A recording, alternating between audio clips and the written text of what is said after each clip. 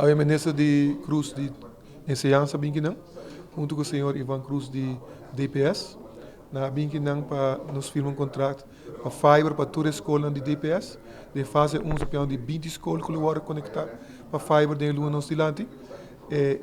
Fiber tem uma diferente possibilidade e é mais importante estar com a escola da Haia rede novo, a possibilidade para tudo não ter speed mais alto.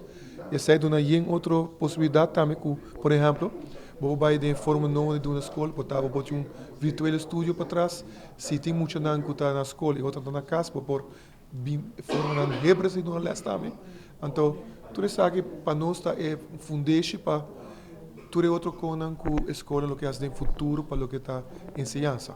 Também isso aqui é mais fácil para por dentro da escola mesmo aumentar o speed, que dona um Wi-Fi, se você vai Wi-Fi para toda a classe, se você pode pôr digital board, se você quer fazer televisão, o que você quer para nossa ensinança por subir.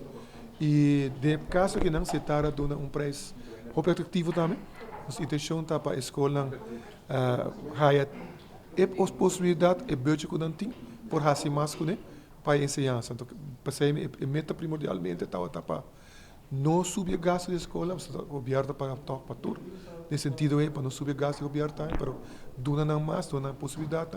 Outra maneira também, por exemplo, se combinar para outro state que está prometendo com o DPS, que está outra escola, por exemplo, está quer para comunicar com tudo na escola que não tem, o sistema de IP agora, phone agora, para não pôr mais melhor run na negócio agora, ou na escola.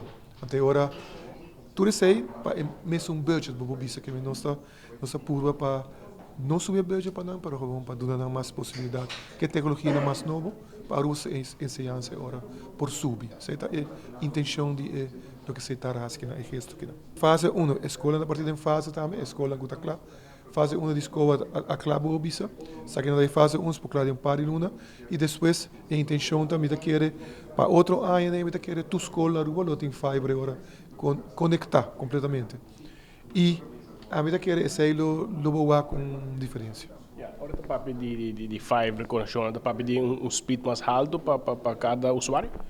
Sim, speed mais alto para a escola, pessoal. E tempo na mirando que não estava tá higher, com mesmo para um exemplo, tá não para 200 for higher tal speed, a o speed botar 5 via mais hopi, e sei para hoje via tinha não que na hasi botar não, eu acho que vai 20 30 via mais hopi na para mesmo preço na hasi, mais speed ainda bem mais alto.